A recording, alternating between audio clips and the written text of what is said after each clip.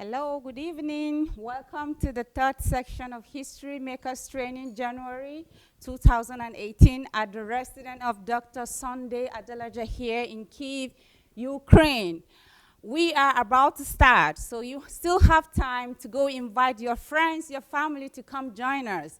It's going to be another exciting moment. It's going to be another teachable moment. It's going to be another turning point moment.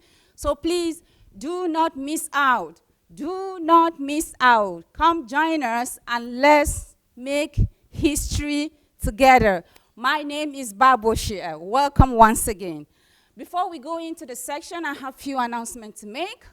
Since this is the History Makers Training, I'm glad and excited to tell you that the upcoming History Makers is going to take place in April. That will be immediately after God Embassy anniversary, God Embassy Church anniversary. So,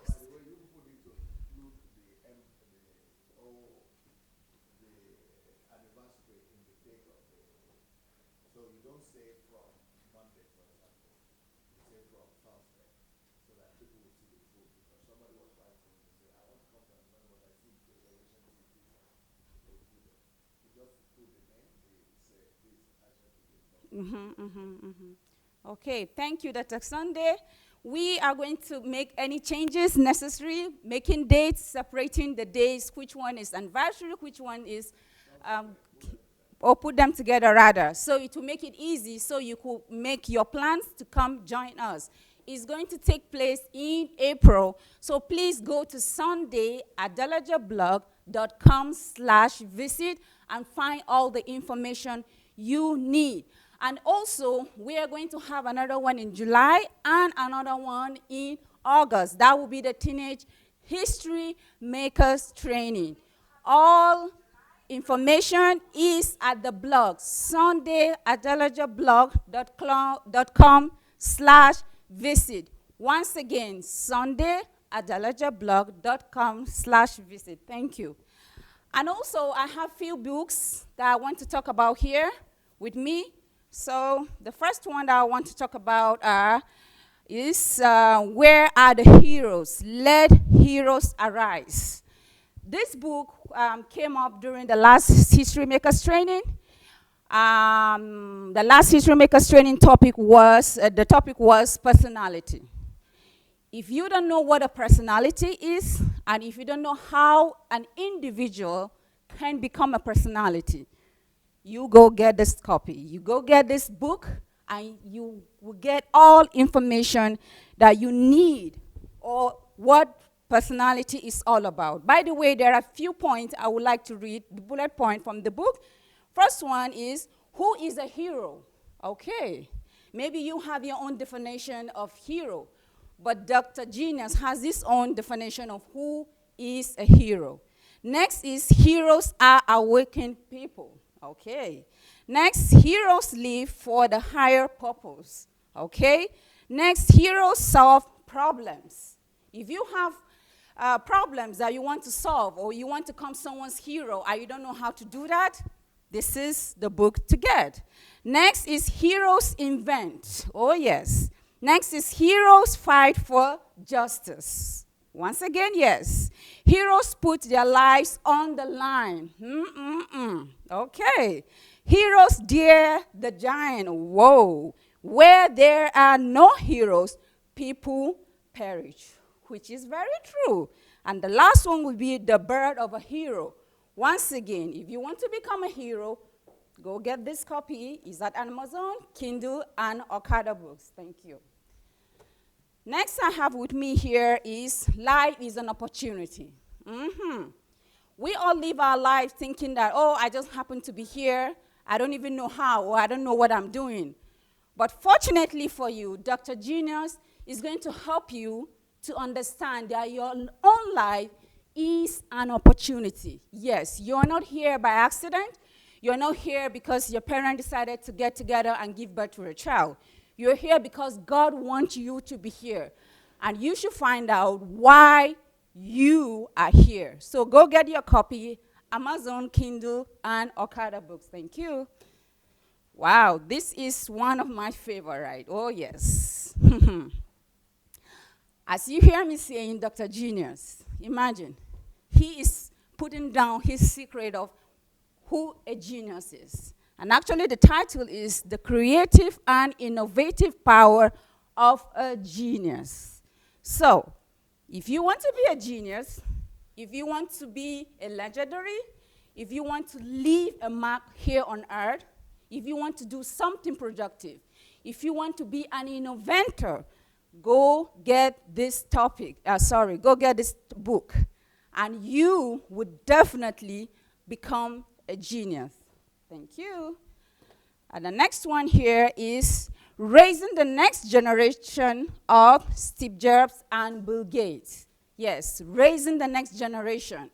So, we all know who Bill Gates is, we all know who Steve Jobs is. But Dr. Genius has his own idea, which is even more.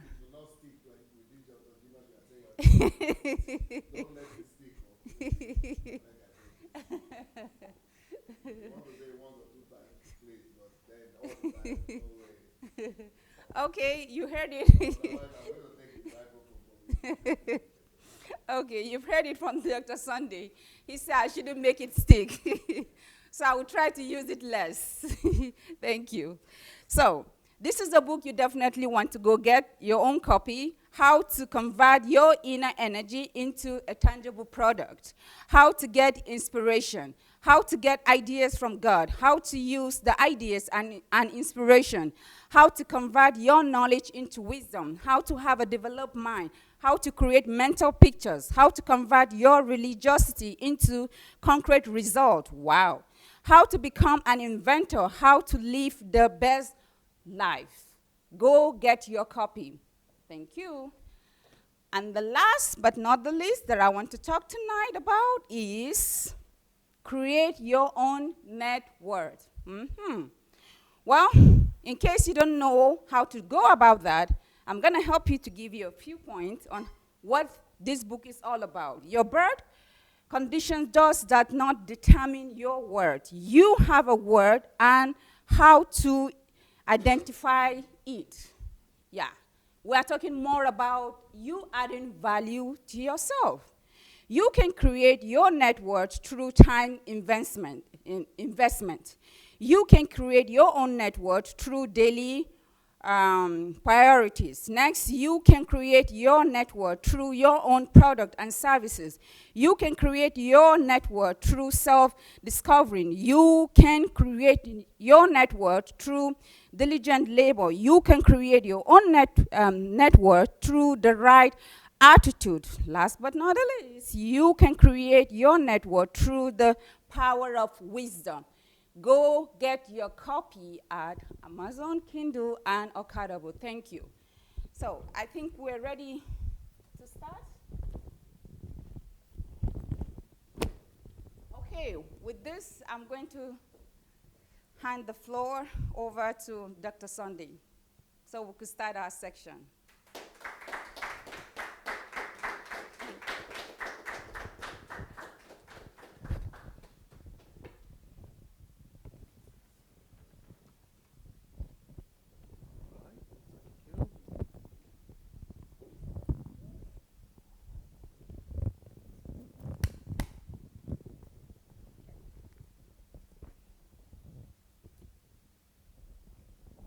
It's been a long day for all of us. It's always a long day here in Kiev.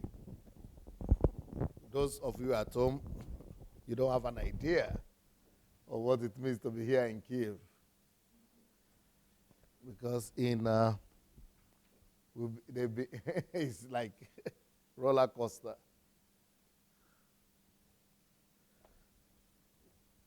So, but I want to try and give the most to the people.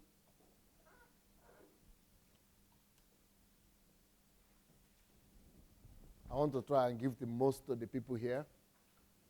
And so this evening's class starts with strategies and methods of order. That's very important. What are the strategies and methods of order? Yep. Can you put this? Okay. All right. It's okay. So God is a God of order, hence it demands of everything to be done in order.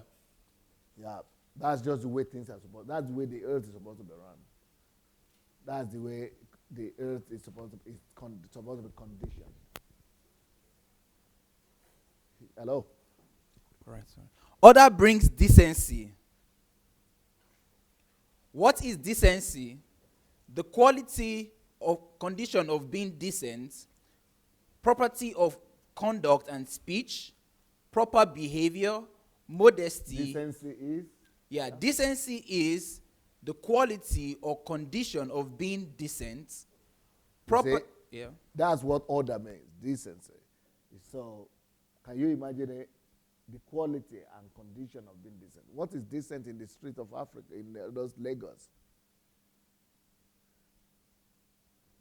Okay. Decency is the property of conduct and speech, proper behavior, modesty, courtesy, etc. Social proper actions. Decency. Yeah, decency is socially proper actions and the properties. Proprieties. Or proprieties. Okay, yeah, proprieties. And decency is the things needed for a proper or comfortable standard of living. What is order? Order is the way in which people or things are placed or arranged in relation to each other. Order is the state in which everything is in the right place or something is as it should be. Order is the state that exists when people obey laws, rules, or authority. Beautiful. So order is the state of how things look like when people obey laws, rules, and authority. Order is the state in which everything is in the right place. As things are as they should be. Order is the way in which people or things are placed and arranged in relation to each other. So the way when people obey what you get, obey rules and rules and regulations, what you get is called order. Art in itself is an attempt to bring order out of chaos. 1 Corinthians 4. That was said by Stephen Sondheim. 1 Corinthians 14:33. For God is not the author of confusion, but of peace, as in all churches of the saints.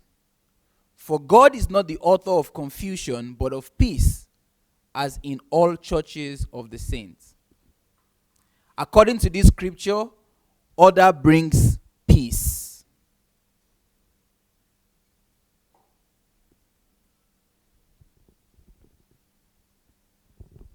So let's have a look at some of these videos.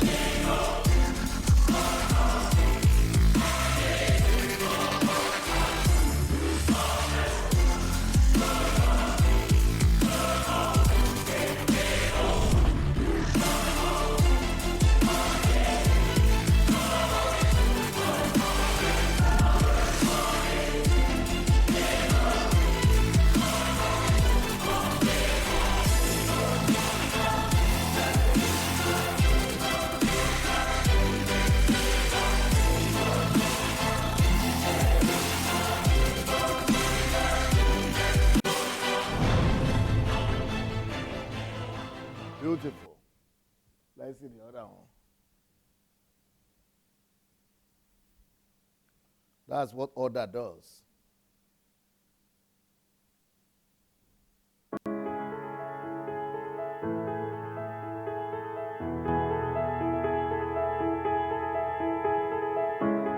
Established in 2014, the Malta Individual Investor Program, or MIIP, allows for granting of Maltese citizenship through a certificate of naturalization to individuals and their families who contribute to the economic and social development of Malta.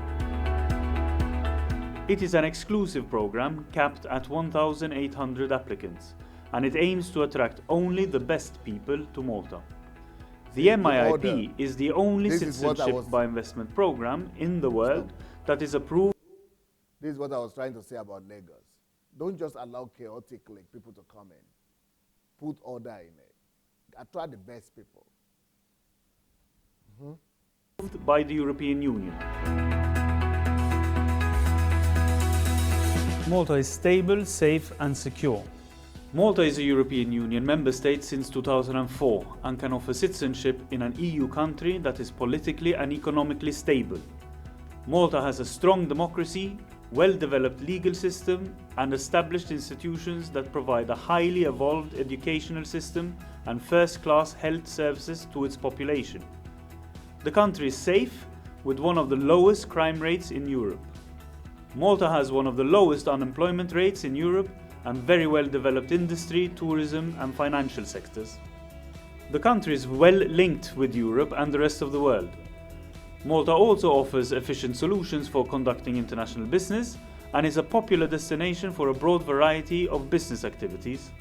Through its 7,500-year history, Malta has developed a highly cultured and well-educated society. Situated in the middle of the Mediterranean Sea, just south of Italy, Malta offers an excellent climate and a typical Mediterranean lifestyle all year round. English is an official language of Malta.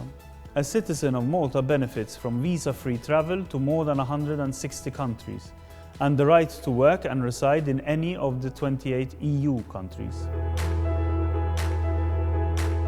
Well, this order is supposed to be in every country, but somebody has to build it. An applicant must be at least 18 years of age and must establish a residence in Malta. The main applicant may add dependents such as his or her spouse, children, parents and grandparents to the application. The main applicant must acquire immovable property in Malta. Such property can either be purchased at a minimum value of 350,000 or rented at a minimum annual rent of 16,000. The main applicant must hold such qualifying property for a minimum period of 5 years. The main applicant must also invest in Maltese government bonds for a minimum value of 150,000 and must hold such investment for a minimum period of 5 years. A contribution to the National Development and Social Fund must also be made, depending on the number of persons included on the application. The contribution to be made for the main applicant is 650,000. For a spouse or minor children, it is 25,000 euros per person, and for dependents between the ages of 18 to 26 and 55 or above, it's 50,000 euros per person.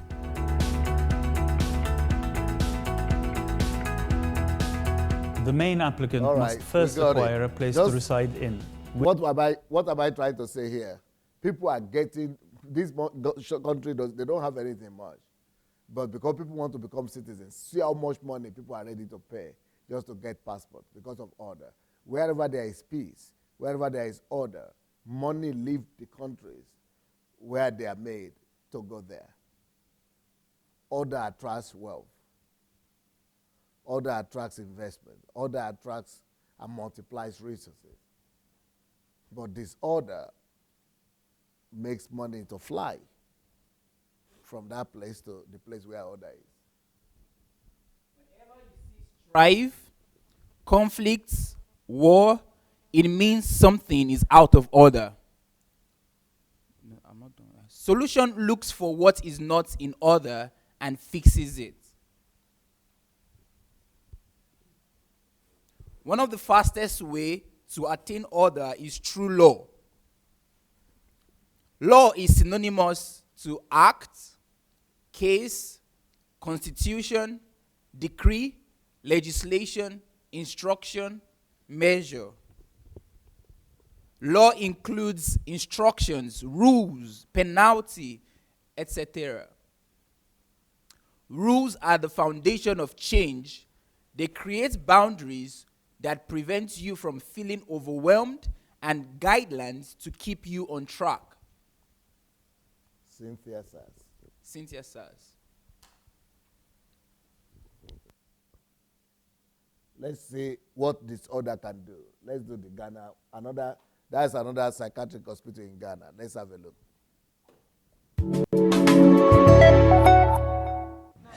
Now, Doctor Anu, you are a medical doctor. You are a psychiatrist. Okay, you are a psychiatrist. So, how do you see this situation of treating psychiatric patients this way? Well, this is... some of them are even not mental situations. They're just the depression, epilepsy, or bipolar disorder, or even schizophrenic. I see schizophrenic patients every day. In the hospital? In the hospital. I see them every day. No shame. These people, they have access to walk around. Like I see them, I greet them. I don't know, we're so backward. We're so behind in Nigeria and in Africa and in Ghana. And no, schizophrenia, as a matter of fact, as a schizophrenic patient, you can live a normal life. You can have a job, work normal, if you're well maintained. Are you serious? I've seen the schizophrenic. So you don't need to keep them in that place? You don't need to keep them there. Talk less of shame. Talk of shame. I've seen the schizophrenic patient who she has, because one of the things about schizophrenia is that they have auditory hallucinations. This lady, because she was well managed, she gives presentations on TED Talk about schizophrenia. That schizophrenia is just some things that just messed up. And then with the adequate treatments, these guys are normal. They are restored to they can function normally. They don't need chains. The only people that get aggressive are the ones who have bipolar disorders. And even the people with bipolar disorders, it's a stage. It's just when they have mania. And mania is when they get aggressive. And this is something you can give them some drugs that can just put them into order, and they are good. Yeah. So I'm just watching someone who has even epilepsy. Epilepsy is not even a medical stuff that would warrant you to be chained. Someone who has epilepsy, he just has seizures that you have to give drugs that when he has those epileptic seizures, it gets normal. And he lives his normal life. Has a family. Goes to work. Comes back. Does everything normal. No, you've got to come out. Yeah, come. You keep on talking, she should come out. So it's even a shame, and that man that is the medical director of psychiatry, he's not meant to be, because this, how would you should even fight that they should take anyone to a prayer room or to a this, why should you be praying? And he said we cannot do anything. Yeah, how? This is just so, like, I have interviews every time with schizophrenic patients, with even patients that are bipolar. They sit at the other end of the table. I interview them to get what is happening with them. These guys are okay. Obviously, you know that there's something wrong there because of some of their attitude, but you can have a conversation with them. In their ward, they have their bed. They walk freely. Nothing. Respected. The doctors greet them. Hello, how are you doing today? I'm fine. So it means that pastor was lying, that he was trying to give them some tablets or some injection to sleep. And the then pastor, and then they become more violent. He does not even know the injection that is giving them. Because how you give, for example, a person that is aggressive, and you give the person a tranquilizer, there is no how a tranquilizer would turn to something that would make someone agitated. Because if for example, if someone is in that mania state, and in a state of mania, the person is aggressive, hyperactive, and then they give the person a tranquilizer, with immediate effect, the person is down. And it cannot even turn to an accepted. So he does not even know the injection is given to them. Because maybe he's giving them the wrong injection. No, he didn't give them. He's just trying to justify change. His chains. So let me alone like this. Even Don't go, because I want to play the thing again. Yeah. And I want What's you to have a look again. what's worried me mostly is their statistic. They said around 2-something million people in Ghana, they are mentally disturbed. If I compare that statistic, that is 10%. it's like the whole Namibia. That is 10%. Because we are 2.3 million. Just for And you to these know. people, they are it's like my whole country is mentally sick. And these people, they are the ones that are causing these mentally disorders. The way they are managing the diseases. Because for epileptic to become a mentally disorder, only if you didn't manage it well. If you didn't manage epileptic, it will go to mental disorder. And if they are managing their psychiatric in this way, the whole country will become mentally disorder. Because there's nobody it's look like nobody's ever healed from mental disorder in their country. If they cannot even treat epileptic, they're allowing epileptic to turn into mental disorder. And it's a very serious statistic, 2-something million people in the country. The whole of Namibia mentally disturbed. Seriously, I think even the World Health Organization have to take action on this. Yeah, that's why they are the ones. You see, the last time, it was also Ghana about the mentally disturbed people we showed, but it was government hospital that time. But this time are now pastors, Christian centers, deliverance centers. Yeah, deliverance. Private. And then even it's like, even the way they're allowing it, it's like they said they can't stop them to enter the hospital because it's their belief, meaning they allow traditional healers also to enter. Yeah. At the end of the day, who's treating who now? If you're allowing a traditional healer, a pastor to come and heal everybody like a mix. The reason why they are doing that is because they believe that they are demon possessed, those people. Even the health center themselves, they believe that is, then I don't know what to say even here. The psychiatrist. I want to talk from a psychologist. Yeah. I think what I'm really seeing here is a lack of awareness of mental health problem. I think what we have seen now in Africa, the developed country, they've gone through it. So, and it's if we could bring that awareness, because if someone is suffering, every one of us, we've at one point in the other, at a time in our life, suffered from depression and anxiety. Or any form of mental health problem. Everyone, the whole stress, and so it's the bringing into our schools, into the population, the awareness and the stigma that is attached with it. So, and if we could do that with proper service as well, the assessments, which is part of what we have acquired in this assessment, proper assessment and control. That's the structure when we creating structure in mental health.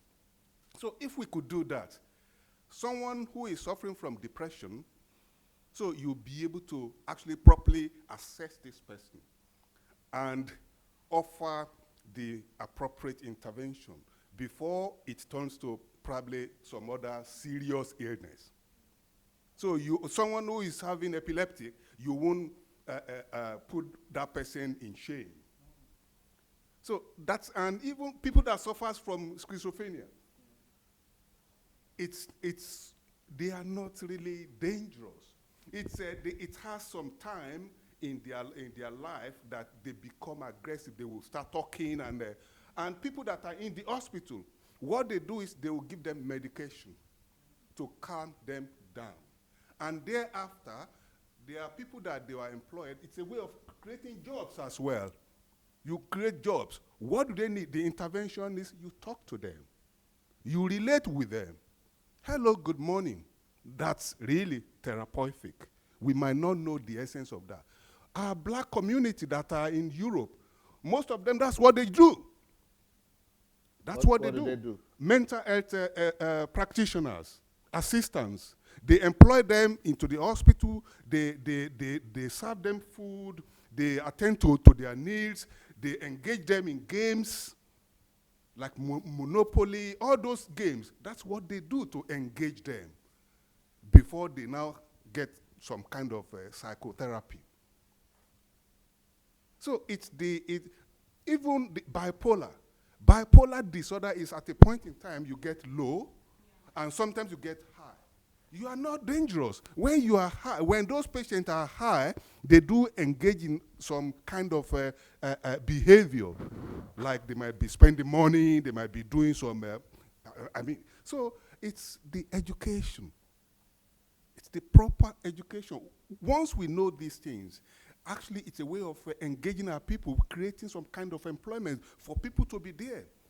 All they need is like we were saying here probably yesterday, that it's probably not the money that we have to invest in such services. If we invest it on time, it's better than the consequence. The after effect. The price of the price of not even putting those things in place in the first place. That is what we are seeing in Africa. Let's see that film again. Put it off. By the way, who brought these ties? Somebody. I just found it in my house, so I wore it with some other ties there. So I think it's one of you who brought. Ah. You gave it to my wife or what? Yeah. Okay. Mount Horeb, a camp that calls itself a prayer center outside the city limits of Ghana's capital, Accra. Mentally ill and mentally handicapped people who've been left in the lurch by the state healthcare system languish here.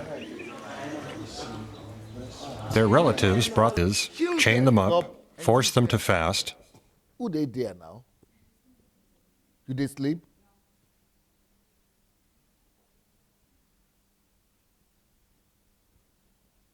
Take it back a little bit.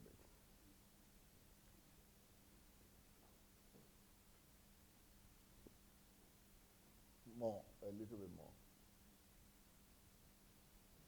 And let it play. Continue. See the man, though. See me see trouble. He is saying the people don't need medical care, neither do they need psychiatric care or medicine. So you know what he's thinking? This is the leader, the spirits that is hurting them from the father's house, from the mother's house. That's what he's going to use to cure mentally disturbed people. And he's a hero. Ignorance. Ignorance is the chief, is the hero there. No need for medicine. Mother's house, father's house is what he's talking about. Everything is demon in Africa. Ignorance. Please let the thing play. Children, Pray. we thank you in Jesus' mighty name. That's his own program. Chain them up, force them to fast, and have them pray. That is his own program of rehabilitation from mentally disturbed.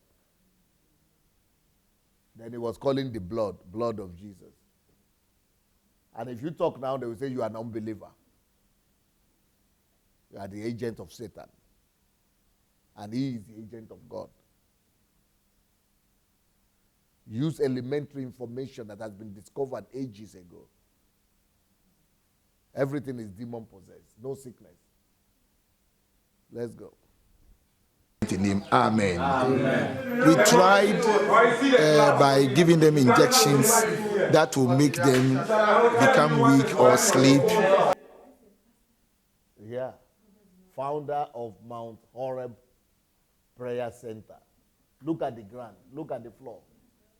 Look at the condition. There is even no pavement.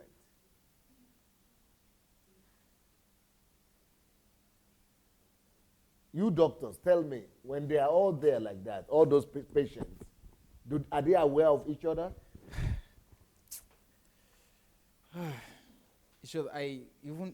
The site is so, I can't even believe, really, because you need to visit the psychiatric hospital here. Anyone who is in Ukraine, I can take you there.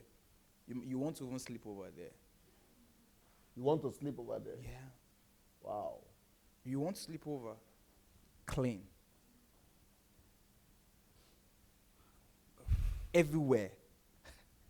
Well, look at, because the thing there is, in psychiatry, one of the first things that you have to do with anything that has to do with mental health is to make sure that these people, their external environment is not going to in any way ignite and cause them to irritate them. Or to irritate them. So any attempt to forcefully hold any psychiatric patient is you wanting to irritate him and stimulate him. You want him to get violent. You want him to be violent. So, for example, there was a patient we're interviewing, and this patient, he was not fit because actually in Ukraine here, the psychiatric patients, they're allowed to go to spend the weekend with their family. So, and they have tons when they go. So they come to me, the chief doctor, that can I go home this weekend and then I'll come back on Monday. So there was this guy who he just wanted to go home, and he was forcing. And we knew that it was not time for him to go home. But because understanding the whole psychological processes that goes on in the mind of these patients, the chief doctor was very careful not to even, was to just appease him and to just tell him, don't worry, we promise you that this, and this, and this.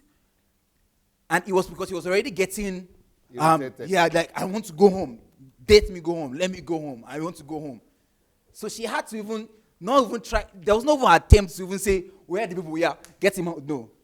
So just, don't worry. We are going to allow you go home. You're going to have a good time with your family. I am the one telling you that this time. So I can imagine them now chaining someone. He just wants to he's going to even get more crazy by the attempt to chain him against his will. And then looking at the condition at which they even are going to say, they don't have beds.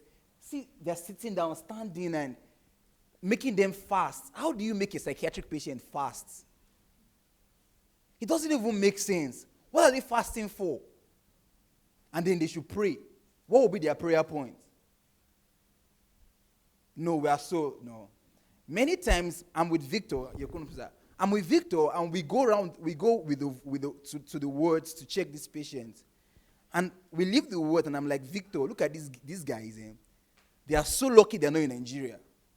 Because if they're in Nigeria, these are candidates for all of those deliverance centers. Because there's some ones that you see them, that their cases are very, very serious. But then you look at how they take care of them. Everyone has his or her own bed. They has their allocation. Even someone that's even acting like, you see them, they take care of them. Every morning they go to see them. How are you doing today? You good? Any improvements? Taking good care of them. But looking at how this is, sitting down on the floor, looking all stranded, no even good clothes. As a matter of fact, they actually groom these patients. They groom them. They, like, you go to that place, there's a time that they have to take care of their hair, because these guys don't go home. So they take care of themselves. They help to change their clothes when there's a need for that. But So how are they what are they thinking while they are in that condition like that on the floor? Do they see each other? Are they aware? it depends on this. Depends on the states of the patient. Yeah, there's some of them that they are still very conscious and they know each other. They know what is happening. But the ones that have a very critical, their stage is very severe and critical. They are living in another world. For example, there could be a schizophrenic patient who has a very severe state that he has lost contact with this world. He is just having hallucinations. So, for example, he can see you and another person talking, and what he's seeing is both of you are maybe just some fantastic pictures of people who are trying to plan to attack him. So those are called they are called delusions. So he's having I'm speaking Russian. He's having delusions of persecution. So these people, they're not even aware of what is happening. So, but there are some ones that actually get to interact, and the whole idea of psychiatry. Okay, what about the ones that are walking around all over Africa? All of them are walking around naked. Which are those ones? Yeah, the ones walking around. Bipolar, eh? Yeah, not necessarily. That one is not even bipolar. Those ones are even normal. These ones are. The bipolar patient, they are even normal. No, the ones that are walking around in Nigeria. The ones that. Those ones that are walking around in Nigeria, it depends on their diagnosis. For example, the person who is walking around in Nigeria, they have what we call, it could be schizophrenia, but just that with schizophrenia, these ones, they've lost it all, meaning they were not managed at the initial stage. So what has happened is that now their hallucinations have been heightened in such a way that they are hearing voices. So, for example, you see the person not wearing clothes. It is because maybe he has heard instructions: remove your clothes, go to this place, go and eat there, go and sleep there. Or they're in their own world, what we call a dung, what we call trash, that's like mansion to them. So in their own world, what they are seeing is a mansion. They are seeing wonderful food to eat. So when they go there, they go to eat that food because it's all warped. Their thinking is all warped, and because it was not managed. So most of the people that are strolling on the street, you can even have a conversation with one. I heard of a story of one person who was strolling on the street, looking all tattered. This guy was very well upstairs. You can have conversation with some of them in Nigeria, and you talk to them, and they can speak good English to you. They can reply you. But just because they are walking on the street and they've lost it somewhere, something just went wrong. And they have a false perception or a misinterpretation of, like there are two worlds together intertwined, their own world and the real world. And so they cannot differentiate which is which. So in their own world, they are okay, they are looking all right. But in the real world, they are not wearing clothes. But in their own world, they are dressed. So it's like just two different worlds. Okay, what is the language they are speaking that nobody understands them? Yeah, for example, there's something that we call neologism, neologia in psychiatry. This is when the person is coming up with new words. It's also one of the symptoms. So he's just speaking. So, for example, he can be speaking to you in English, and then he just comes up with just some words that does not have any meaning. So it's called, Salvador. So you can just say blah, blah, blah. So you're like, what is that? Salvador. Yeah, Salvador's, right? So now, this case is where they are just speaking their own words, but it doesn't make sense to anyone, and they cannot even explain it. They cannot explain the word. So it's just something wrong upstairs there that can actually be managed. Just something, and the thing there is, you see them talking, now if you're in Nigeria, you see a madman saying, how are you? I'm fine. Where are you going to? It's all by himself. Now, people don't understand what is happening. That guy has a company there that he's talking to. He can see someone like right there that is replying him. And so you see them dancing. It's not like they're just dancing because they want to dance. They can hear music. So is it true that those things are demons? That they are spirits? The one who is talking to, was there the spirit? No. It's just a bipolar something. Yeah. No, which spirits? There's absolutely no spirits. And the thing that would be very difficult for the Nigerian Christians to believe. believe. And the thing about it is that this is just a proof. Right now, there are treatments that can actually eradicate hallucinations. Because someone who has hallucination, be it auditory or be it visual hallucinations, we can give them medications that can actually reduce their hallucinations to the barest minimum in such a way that someone that used to have visual hallucinations, he stops seeing strange things. Someone that has auditory hallucination, he stops hearing it. So how did the drugs chase away the spirits or demons? They can't. No. It's just a disorder. Okay. About the answer the question that you ask, if it's spiritual or we have different type of causes or etiology of mental disorder. Sometimes you find that the person was maybe involved in the car accident and maybe something happened, head trauma. Car accident? Yes, or any head trauma or any injury or a tumor in the brain. It can lead to these dysfunctions of the... Yes. That got nothing to do with a spiritual thing. Wow. Because if you ask the history that would be a shock for if you ask the history of the patient, you come to learn that no, in 19 what, but he was in a car accident. Why is it that the Christian doctors go to those churches and they don't dispute this? They don't argue with pastors. They are members. They are part of them. They are part of their system. Okay. Just like if I talk about Mr. Ni Okai, Mr. Ni Okai have even a right to mention about them giving injection. But according to his name, I can't even see Dr. Ni Okai or something. Who give him the authority to comment on the medical? Who is he to give to mention, to comment on the treatments or the medication that they give to the people? Why he's not even a medical personnel or a doctor? And then again, looking to this, you find a person is mentally disturbed, but that person is sick. Like the one that they were showing, you could see he's under the blankets, but you could see he's very thin, meaning apart from his mentally disorder, there's another sickness. And you don't know if that mentally disorder is it's caused by the disease that he's having. Because you can find people like even in HIV patients. In HIV patients, HIV/AIDS patient, you can find this HIV patient in the severe state. You can find this person having this mentally disturbancy.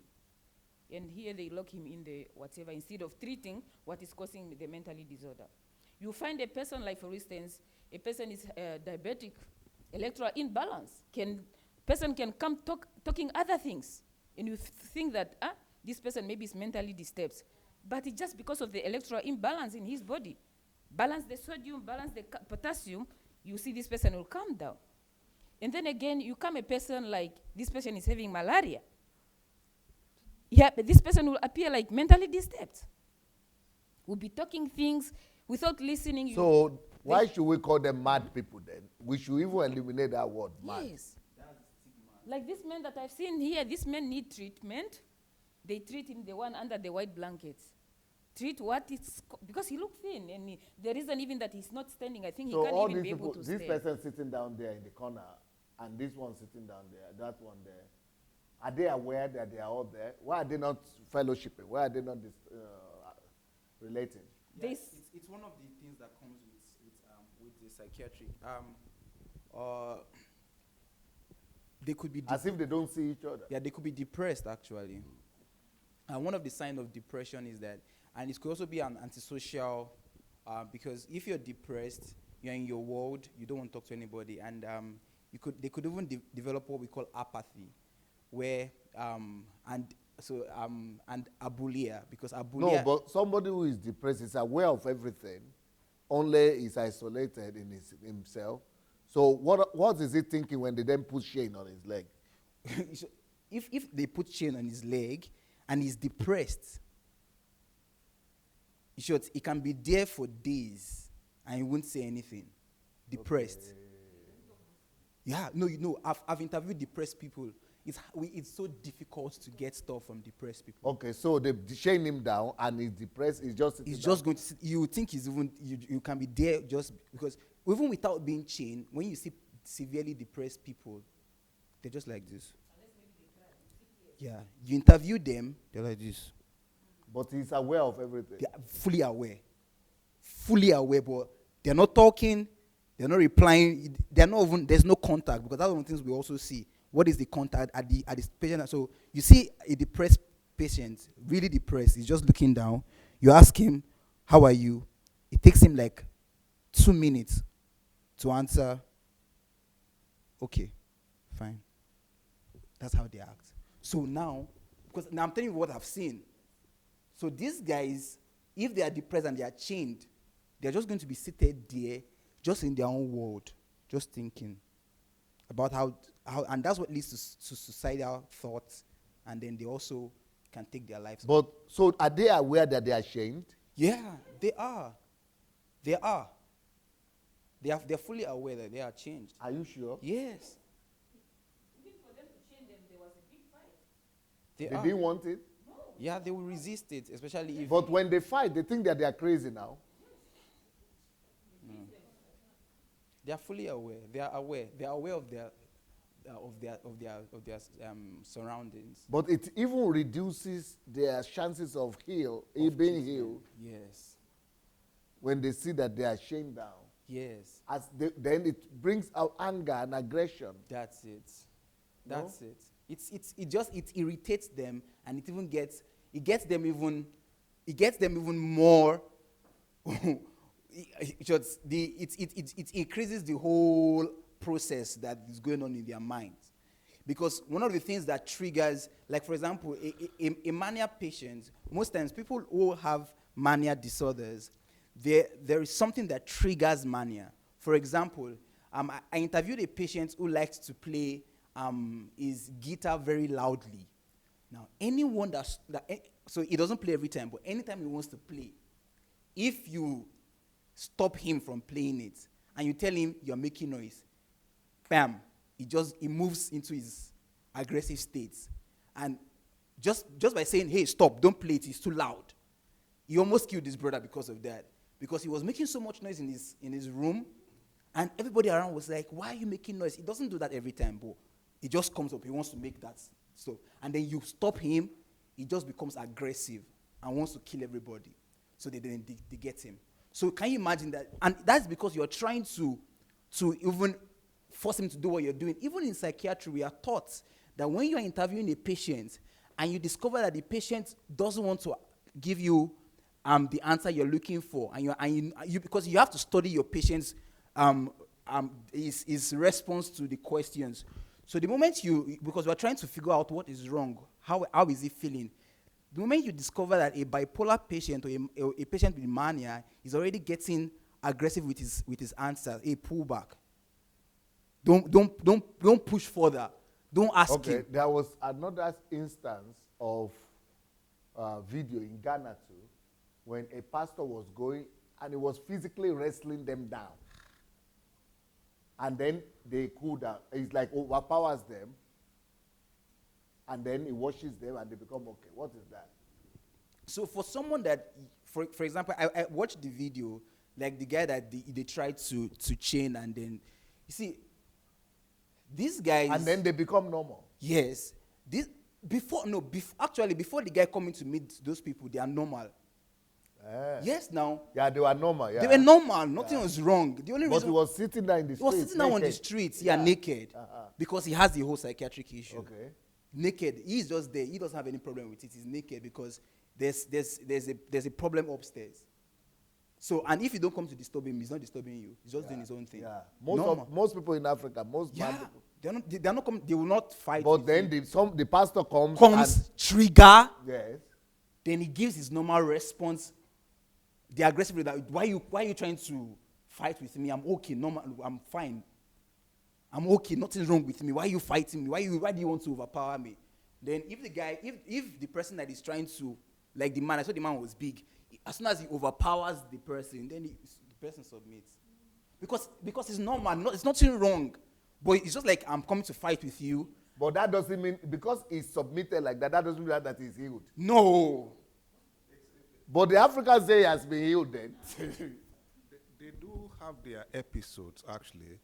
Let me start from what doctor has just explained, that there's always, there could be comorbidity to their problem, their presenting problem. And people... What is comorbidity? Comorbidity is when someone is depressed and is presenting with delusion or schizophrenia, or when somebody is having anxiety and having a bereavement issue. So there's comorbid situation, diagnosis there. Like double? Yeah, double or more. Okay. For example, someone who has an obsessive-compulsive disorder, which could be intrusion, and you've got as well hoarding. What? Hoarding, like you collect items. Okay. You can't give away, you just collect things. So, and that's one of the things that we see on our African street. So they do collect things they don't want to let go. It's actually symptoms of OCD, actually. So, and where the problem... So it's a form of mental disorder? Yes. And it's because there is a problem in the neural pathway in the brain, which has to be, there should be immediate intervention. I say, okay, we don't want you to start hoarding on the street. Now we remove you from the community and put you in a unit. Whereby someone will be going there, making sure that there is no rubbish, it won't even have access to anything. So someone who has got schizophrenia, who talks, and it's not 24/7. So the time that is having that episode, if it's not violent, just engage that person. It's just an engagement, talking. You don't see them as being dangerous. You engage them. If it's violent, then they administer drug, and it's for a while. The drug will tranquilate them or make them relax. So that is what we are seeing in Africa. We are actually really complicating that problem. Well, there is something they call in Yoruba, they say he has gone to town or something. Oti Shobo, Oti Yagbo. Yeah, stigma. No, they call it something. Oti Georgia or something. Oti Georgia. It's enter market. It's not. Is that the way they say? I don't think, is that the way they say? Yes, sir. Yes. Oti Waja or Oti Jasoja. And therefore, there's no cure. That's what people say. That's what people say. And but it is rubbish. Eh? It's rubbish. These people, they go. So when they say that there's no cure in Africa, it's actually rubbish. It's rubbish. It's not true. It's ignorant. There's an example of someone who you could be living with someone who has got schizophrenia. Actually. Okay, why is it that then, when they say, oh, they have taken him to Arrow or to a mental hospital. Yeah, but when they do that, the impression you have is that you never come out of there. Some people are there for 40 years. Some people are there for 30 years. Why that in Africa? It's the system. It is the system, because the system never actually really it's not a fashion. They could be there for their whole lives. Why? It's fashion. They don't discharge them. Yeah, the system, the treatment is never designed to integrate them into the community. Okay. So I've got a client who is not having schizophrenia or anything. She just come with depression, and anxiety. Why? Because his neighbor has got schizophrenia. He's attended hospital and is being integrated into the community. They've certified that he is okay. He can live in his flat. But that doesn't mean that he hasn't got his own episode. So when he's got that episode, the other neighbor will be frightening, become anxious. I cannot live here again. That was what brought her into psychotherapy. But then I was assessing and asking her, and she said she's done everything. The police had come, they've assessed this client, this man, and they said, well, he's okay. It doesn't pose any danger to you or to the community. Can you see that, sir? So it's the awareness.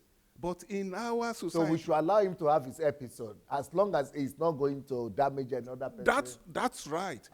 And that is the primary aim of removing them from the society. First, to actually really normalize and not to complicate in the developed country. You normalize it, you regulate the whole thing, and then integrate them into the community. They can function, they can go to work, they can go to this OT watcher, whatever. that is OT watcher. They don't integrate them again. At all.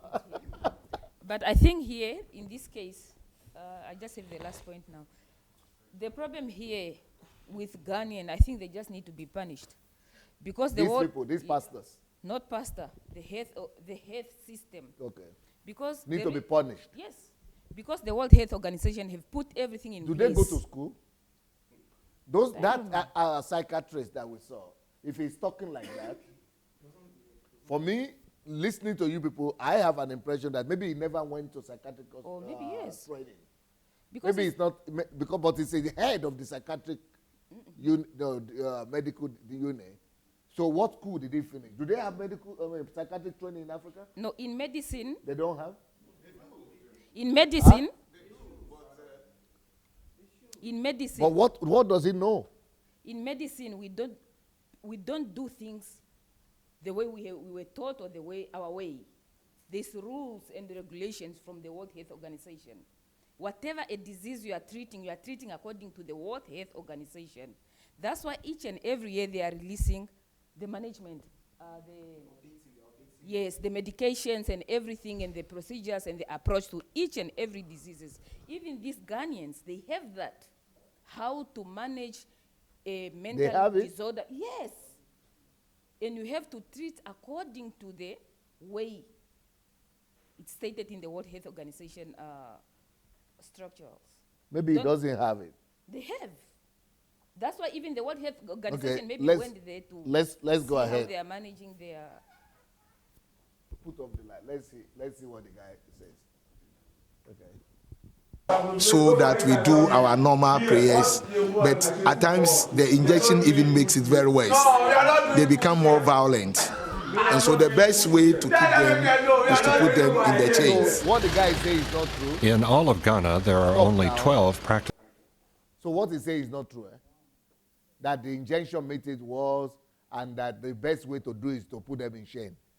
So he's just coming up with some stories. I've been in psychiatric ward. No, what these guys say. I want to make it. I've been in psychiatric ward. I've not seen one change. No, but he's talking about his own situation. But he's in his own situation that they get violent. No matter how violent the person is, you understand? If they are given the right injection, these injections they've been proved and they've been tested. You give the right injection, it brings that person down on the floor immediately. That actually suggests prayer has no place in treatment. Here, that is the point. Sorry? Prayer has got no effect. Microphone. Prayer has got no place in the treatment of this kind of disorder. Are you serious? That's the coolest part that we have to face. No, it's not. Are you serious? Prayer. Then you are going to close all those mountains. Prayer has got no place here. So what will we do with all the camps? Because it has been No, how are you people know this? Then you are not doing live broadcast. You're supposed to be doing live broadcast about these things now. All those prayer centers must be closed then. Is it true? Absolutely. But that's the only solution people know in Africa. Absolutely. It's just I think when we are using No, but there are Christian doctors in those churches too, who are just quiet and they are saying the name of Jesus, amen, too. You want to tell me there are no doctors in Redeemer or Mountain of Fire?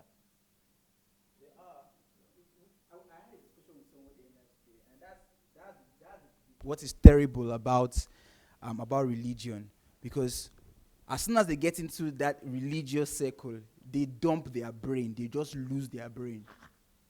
Yes. You want to tell me there are no pastors? That means there are doctors in those churches. Even you hear some things that happen in the church that doctors are meant to like immediately get that person out of that church and take him to the hospital. That this should be addressed in the hospital, not in the church. But the doctors will sit down there and join the whole pastors and be praying for something that can be treated, that already has a treatment already. Just give the treatment and the person is already okay. Damaged. Those people are just damaged by religion. No, but even you people are silent now. You people are also culprits. Because if we have not raised this topic now, you people have been silent. Have you not been silent today? Yes. You are just talking among yourselves. You are not going to scream from the house roof. We would. Rooftop. You don't know that this is a major problem. All churches is full of them. Camps, mountains. This guy is small self. He wants to say, come and say something. Let me talk. Two things that comes across very clearly to me was this.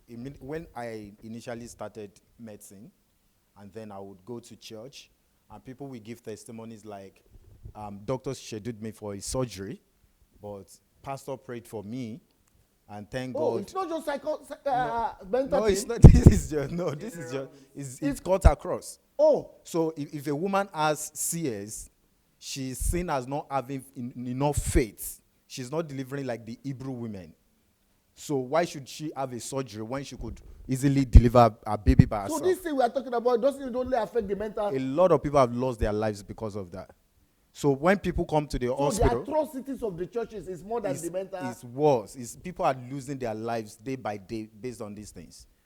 And you want to tell me there are doctors in that country? There are thousands of people that are dying because there are a lot of people. We have instances where they are going to be praying and praying and praying, and a patient could be losing blood or something is happening, and they will say they are waiting that God will do it.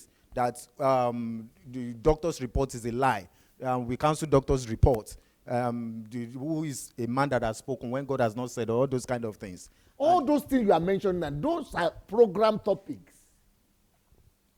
Like Mayowa is doing. Those are program topics. People will be calling in to testify.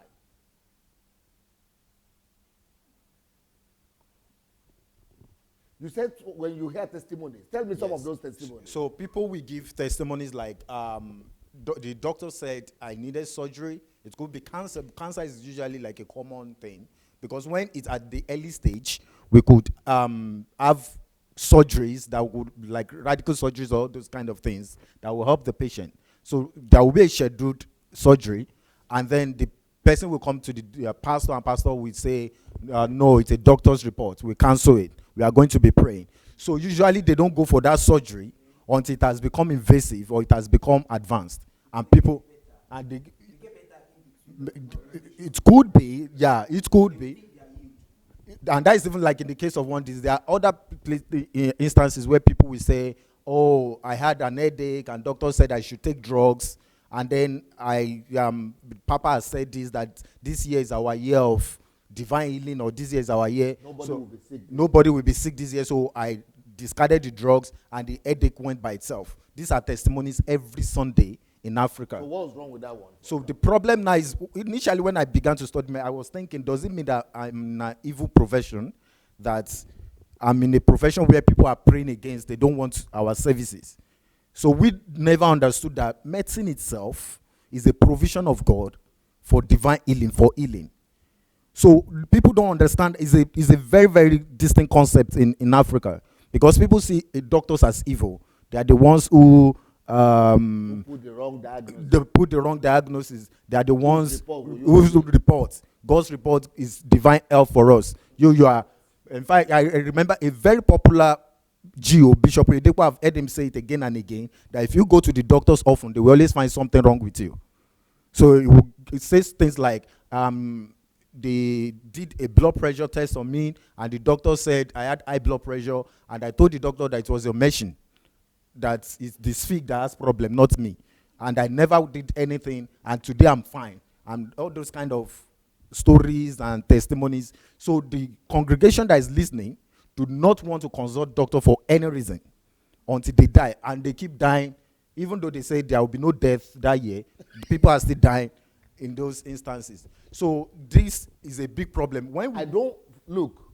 We have to. But Mayo, I agree with them. I know that Caronis is doing some of my recap of my program, but we still have a lot of hours that are still free. From my own platform, me, I will give you for you to have better coverage, bigger coverage.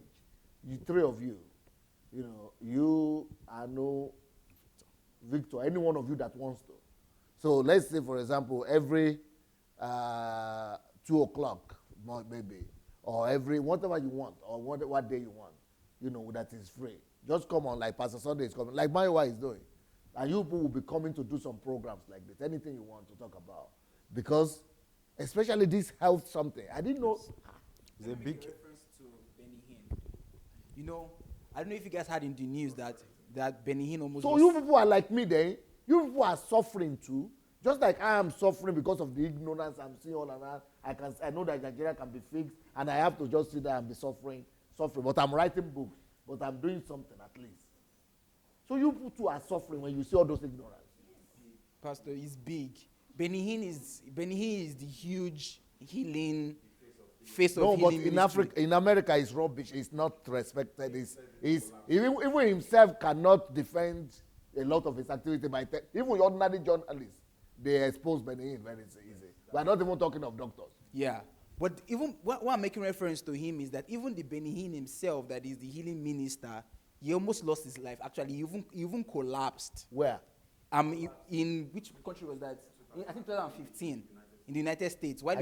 Because he had a heart condition. Are you serious? Yes. How do you know? All over the news. He himself even gave testimony about it. He was scheduled to come to Ukraine, and he didn't come. He couldn't make it because I know he couldn't come one time. It was because of the heart condition. He was rushed to the ICU. it wasn't divine. It was not divine healing that saved him. He was rushed to the ICU, intensive care unit. They had to put him in, they had doctors that had to address the healing condition. And the vulnerable people in church who have issues, sicknesses, They are going to him. they are waiting for the divine healing. And they discard doctors' prescriptions. They disobey doctors' prescriptions. They discard them. They don't take their drugs. Don't keep appointments just because they see doctors have become like and that is why there's a lot, because that already nullifies the fundamental principle of healthcare. Because normally, before these things get to all of those stages, all those emergency stages, people should have taken care of themselves. But then, many times when they come to the hospital, there is little or nothing the doctor could do. And that is in an environment where there are little doctors, there are little facilities to take care of the things. Then the bigger problem I see with that video actually is something that is about also the way we dignify patients in Africa. Because not only just, patient generally, how we, in the treatment of patients, the dignity of a patient. We dignify we don't dignify. Undignify. Yeah, Okay. we don't dignify. In caring for patient, there is the dignity that every patient deserves. The fact that someone comes to the hospital needing health care does not make them less of a human being. No, they are shaming them because they are thinking they could be violent. Even if they were in the normal world, in the normal hospital world, there is also ways by which the doctor approaches the patient, which is not dignifying, which is not. So when they see them as psychiatric patients, the same thing applies to them. So they wouldn't have any problem with putting them in chains or doing anything just to make them. I've seen places where they beat them up. Psychiatric patients. So when they beat a patient like that, Yes. what is going through his own mind when they are beating him? No, when they are beating, Is he aware they are beating him? he's aware. He can feel this is pain. He can feel the pain. Are you serious? Yes, he can feel, even though he has other problems, but his receptors are working. He can feel the pain. He feels hunger. He feels like every other human being. So So you are not serious. he feels everything. But so when they tell him to fast, he's feeling hunger. He's feeling the hunger. He's feeling every normal thing like every other, because So when they are beating him like that, he's feeling it. he's feeling the pain. They cry, they scream, they shout. They try to fight back if they can fight it back. So that dignity of in the treatment of patient, I think a major. So the shame that factor is in his leg, he's feeling it. He's feeling it.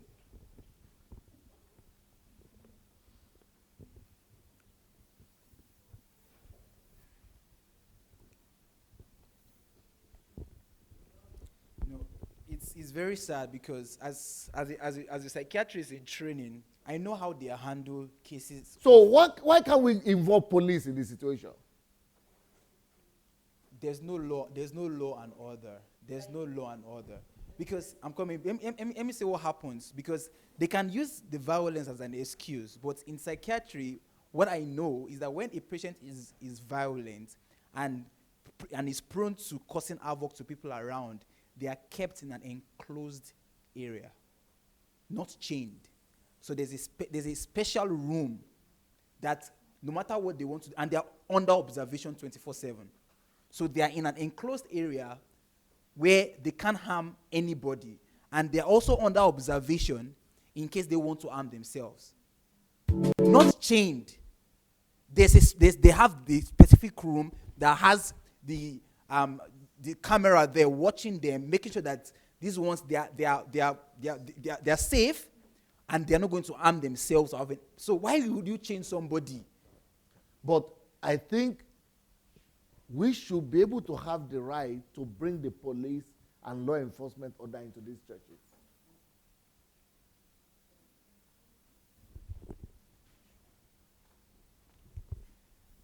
Chaining them alone, if it was in my country, it's already below the law. If you just chain somebody, doesn't matter that person stole somebody from you or whatever, you don't chain a person in Namibia, according to our law. In looking at them, whoever chained them, I don't know the law in Because Ghana. even me, I am ignorant. Oh, I you're am not so allowed to chain a ignorant person in that I didn't know that when they have lost their senses like that, I think that maybe they are not, okay, there is no danger since they are not feeling, because they are not here, they are not in this reality, they don't know what's happening, they don't even recognize their mother or their wives and their husband. So it means they don't even know they are chaining them, or they don't know they are beating them. That's what I thought. No, there are different type of. There's someone that you'll find is he's having a mental disorder. You ask, what is your name? No. But Where pain, are can he you? feel pain is They what I want know, to know. they will feel. They feel pain. They are functioning just like us. The only problem they have is No, mentally. even when he cannot understand his mother and he can still feel pain. Yes. They can. That's why they are not even wearing nappies. They are Okay, when feeling. he's naked, what he doesn't, for a normal person like us, if somebody doesn't even know that he's naked. So the logic to a normal person is that just for you doctors to know how I am feeling, even me, Pastor Sunday, that thinks, and talk less of other people, everybody is like me. We that have not studied medicine and have not studied psychiatry, we are thinking, if somebody doesn't even know that he's naked, because that's one of the most sensitive something to any human being. Nobody wants to be naked, especially public. That is the highest level of awareness. So what we are now thinking, in fact, that awareness of going public is even stronger than the awareness of pain. For example, there is no way you will beat me here now to make me undress and go to the street. Beat me, kill me, but I will not go. So the awareness of nakedness outside is stronger than pain. Now, when somebody that can lose that awareness and go to the public square naked, we are now thinking, naturally, it means that he's not aware of himself, and then therefore he's not aware of anything. So you can beat him, you can shame him. Even these people who are shaming him and beating him, they are thinking like I'm saying now. They are thinking that he's not aware. So what is the he's not eating, he's on, you know, because someone is not aware he's naked. So what is why should we even be feeding him? Why should we even be giving him food? Why? Because he's not even aware if he's eating or he's not eating. So you mean you'll be hungry? These people, the only thing that's mostly affected in them, hallucination, delusions. Hallucination, that person will hear voices. So voices. he will be feeling pain. Yes, will only hear voices, but his body is functioning. He will hear people talking, or he's seeing things that are not real, or he's smelling something that is not real. Only those three things, all. No, but he's not seeing that he's naked. The reason he's removing his things, he's hearing voices that are telling him that remove your things. But he doesn't know that he's naked. Okay, so he doesn't know that he's naked. He has removed his things, but pain he will feel. Yes. He will feel cold. He will feel cold, yes. He's just obeying to that person that is talking to him. But he's just functioning in a normal way. He's hungry, he feels sleepy. Are you serious? Yes. Ignorance. All of us are ignorant. So that's why I say it will be, you people don't even know how much deliverance you will bring to the society at large by bringing awareness to this thing. Even me, someone like me, I'm ignorant. And most of people, they don't even want to hear what we are talking about. If you check the list of the number of people watching, I'm sure people will have dropped off. People don't want to hear about it at all because there is a taboo associated with it. Over to you. So, Pastor, you're talking about how if these people will feel, they feel everything. They feel pain. Even when they are naked. Even when they are naked. And they are with the garbage in their head. Everything. Why? Because these are all different pathways.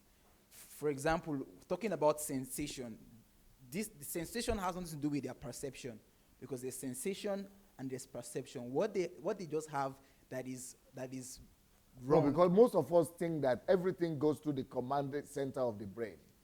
And since it's the brain that controls all that the brain is malfunctioning. So the part of the body that is responsible for the awareness is not there. So the part of the body that is responsible for pain is also not there. Or that's what... it's just a part.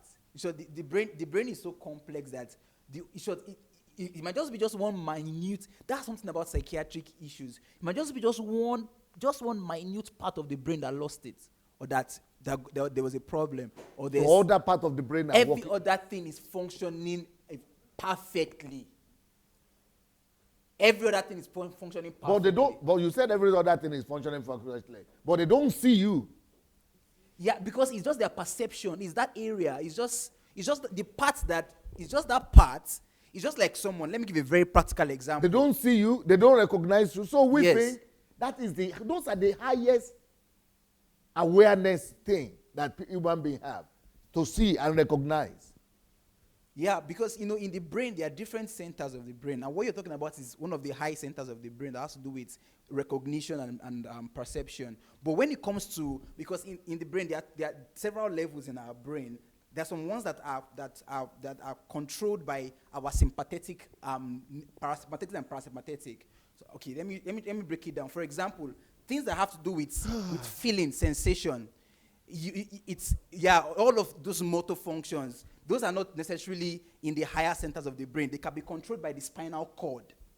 Yeah. So there are two. There's the spinal cord and the brain. So the brain is the higher center that controls intelligence and all of that. But there's some other parts of our body that can send in the information about pain, about what we feel, sensation. Those ones are controlled by the spinal cord. So it does not even get to the brain. So as long as the spinal cord is working effectively, no problem. The nerves, everything everything is working. They can feel the pain. They can feel everything. If it's cold, they feel cold. So those people, even though they don't recognize their mother when they come in there, but that shame they know is there. Yes.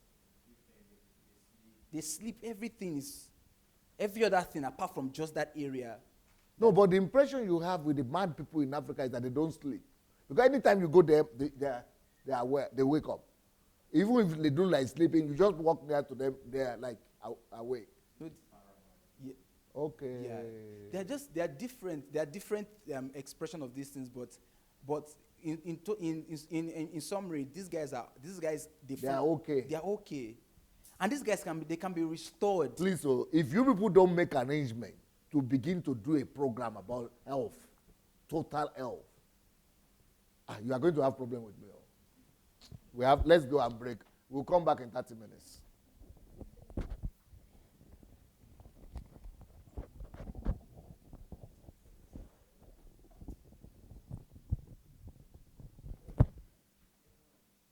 And in relation to church, that's